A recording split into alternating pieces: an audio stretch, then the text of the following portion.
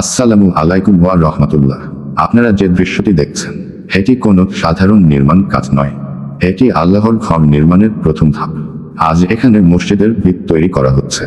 এই মাটির নিচে যে ভিত গাঁথা হচ্ছে এর উপর দাঁড়িয়ে ইনশাআল্লাহ হাজারো মুসল্লি নামাজ আদায় করবে, শিশুরা কোরআন শিখবে, এখান থেকেই ছড়িয়ে পড়বে দিনের আলো। প্রিয় ভাই ও বোনেরা, রাসূলুল্লাহ বলেছেন, যে ব্যক্তি আল্লাহর সন্তুষ্টির জন্য একটি মসজিদ নির্মাণ করে, আল্লাহ তার জন্য জান্নাতে একটি ঘর নির্মাণ করেন। আজ হয়তো আমরা শুধু ইট, বালি আর রড দেখতে পাচ্ছি, কিন্তু আল্লাহর কাছে এটি সাদকায়ে জারিয়ার এক মহৎ আমল।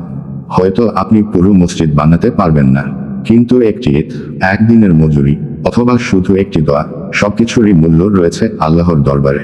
এই কাজে যারা শ্রম দিচ্ছেন, যারা অর্থ দিয়ে সহযোগিতা করছেন এবং যারা নীরবে দোয়া করছেন, আল্লাহ সবাইকে কবুল করুন। আসুন আমরা সবাই এই পবিত্র কাজে অংশীদার হই। আমাদের সামান্য সহযোগিতায় হতে পারে কারো আজীবনের নামাজের মাধ্যম। আল্লাহ তাআলা যেন এই মসজিদকে এলাকার হেদায়েতের কেন্দ্র হিসেবে কবুল করেন। আমিন।